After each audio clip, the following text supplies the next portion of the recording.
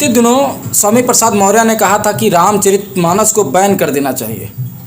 इसी को लेकर बीजेपी वाले या आरएसएस वाले विरोध में धरना प्रदर्शन कर रहे हैं, पुतला दहन कर रहे हैं। और आपने भी जो है रामचरितमानस को लेकर जब चंद्रशेखर यादव जी ने बैन करने की मांग कही थी तब आपने समर्थन दिया था, तो इस पर क्या कहेंगे आप? जी मैंने समर्थन दिया था और आज भी अपने बयान पे कायम हूँ और इस बयान पे भी कायम हूँ कि मानस जो है ये जो जातिवाद का पोषक रखने वाली ग्रंथ है, महिलाओं के खिलाफ रहने वाली ग्रंथ है, महिलाओं के खिलाफ बोलने वाली ग्रंथ है। आम जो जिसे आप ढोल गंवार कह रहे हैं उसके खिलाफ ही ऐसा लगता है कि आम इंसान को इस भारत की धरती पर रहने का जगह ही नहीं है। इसीलिए मैंने कई जगहों पे ये कहा है कि भारत एक कत्लगाह है और कत्लगाह में ये जो इनके जो धर्म ग्रंथ हैं बहुत सहायक हैं।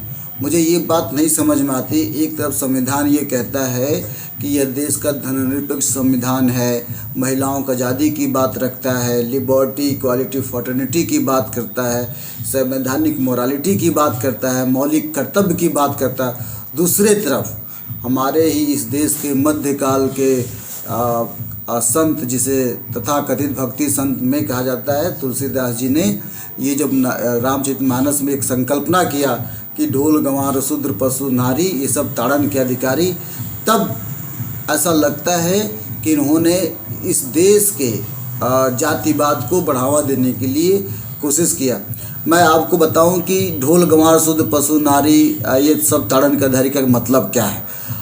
रामचरितमानस में इन्होंने साफ लिखा है कि ढोल अर्थात आदिवासी या गंवार अर्थात इस देश के अनपढ़ जमात, अब तक भारत के लिटरेरी रेट देखा जाए तो भारत के 60 से 70% आबादी जो है अभी भी पढ़ी लिखी नहीं है। तो क्या तुलसीदास उस तरह इंडिकेट कर रहे हैं कि जो अनपढ़ हैं इस देश में कुछ काम लायक नहीं है। इसके बाद ढोल गंवार शूद्र कह रहे हैं कि शूद्र भी ताड़न के अधिकार है। मैं आपके चैनल के माध्यम से बताना चाहता हूं कि साथियों, शूद्र का मतलब दलित नहीं होता, शूद्र का मतलब अछूत नहीं होता, शूद्र का मतलब छूत होता है। बाबा साहेब के हिसाब से इसको छूत जातियाँ, टचबल जातियाँ कहते हैं। और आज का शूद्र कल का शूद्र आज का ओबीसी है। और ये ओबीसी जिसके बारे में मंडल कमीशन ने अपनी रिपोर्ट लगाई, इस बारे में कर्पूरी ठाकुर ने कहा। तो इस देश के शूद्रों को समझना चाहिए, जो शूद्र हिंदू वाद का रस पी करके मौज शंकर भगवान के आस्था में डूबे हुए हैं, माघ मेला में नहा रहे हैं। उन शूद्रों को कह रहा हूँ कि यह आपके लिए गाली के रूप में प्रयोग किया गया कि आप भी ताड़न के अधिकारी हैं, जो राम का महिमा मंडन करते हैं, जो निषाद हैं, जो बात करते हैं, जो यादव हैं, जो चरस पीकर भीम पी कर के हिंदूवाद में नाचने की कोशिश कर रहे हैं, कहीं न कहीं वो ताड़न के अधिकारी हैं शुरू से। उसके बाद नारी का बात कहा गया कि नारी भी ताड़न के अधिकारी हैं। इस देश के तमाम उन महिलाओं को मैं कहना चाहता हूँ कि यदि बाबा साहब अम्बेडकर ना होते तो ये आज भी आप समाज से उपेक्षित होते। यह बाबा साहेब की देन है कि महिलाओं के लिए हिंदू कोड बिल लाया गया, जिसकी वजह से उनको रिजाइन करना पड़ा। और आश्चर्य की बात है, जिस हिंदू व्यवस्था में आप विश्वास करते हैं वहाँ पे आपको केवल और केवल जयशंकर प्रसाद के हवाले से कि आँखों में आँचल में दूध आँखों में पानी है।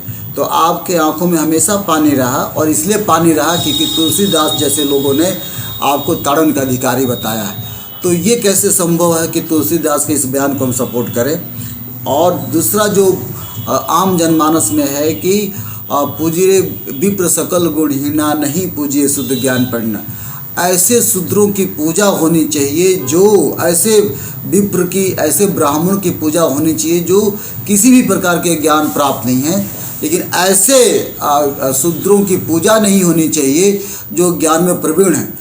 और ऐसे शूद्र जो ओबीसी हैं, चाहे कोई भी हो, यदि यादव इंजीनियर का डिग्री लिया है तो उसे हमें बताना चाहिए कि तुम शूद्र हो।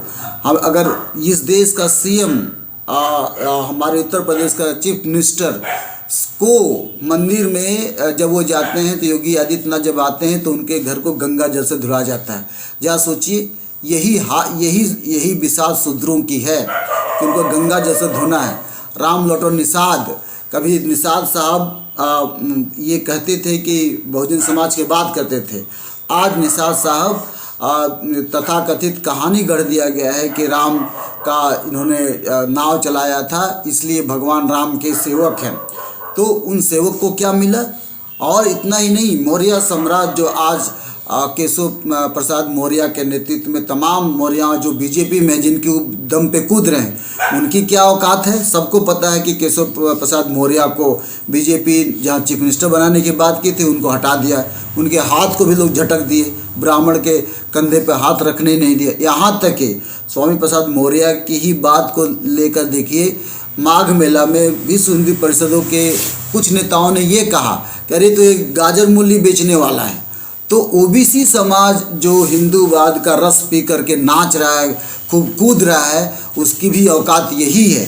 और चाहे ओम प्रकाश राजभर हों, चाहे अखिलेश यादव हों, चाहे शिवलाल पटेल हों, सबकी यही औकात है।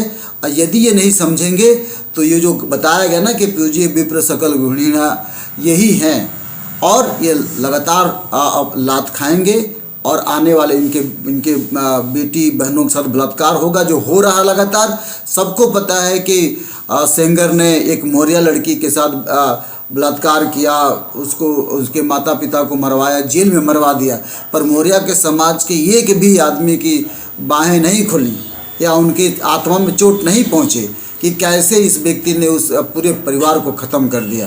तो यही कारण है कि पूज्य विप्र सकल गुणहीना नहीं पूज्य शुद्ध ज्ञान प्रवीणा। पांचवी के ब्राह्मण हमको आकर समझाते हैं कि आप कि सर ऐसे हवन कीजिए, सर वैसे हवन कीजिए। आप फेल ब्राह्मण समाज के लोग आकर हमको समझाते हैं कि आप सर इस तरह से काम कीजिए। आपका हाथ देखते हैं, आपके हाथ देखकर ये बताते हैं, आपका भविष्यवाणी करते हैं, फॉर्चून बताते हैं। मुझे आश्चर्य की बात है कि ब्राह्मण खुद नहीं क्यों नहीं अपनी फॉर्चून पढ़ रहे थे। तो ये अनपढ़ ब्राह्मणों की बात है। इस देश के जितने पुजारी पंडे हैं, सब ज़्यादातर अनपढ़ गंवार हैं। उनको वो गंवार हैं, लेकिन उन गंवारों को ताड़न नहीं कहा गया, ऐसे गंवार को ताड़न कहा गया जो ऐसी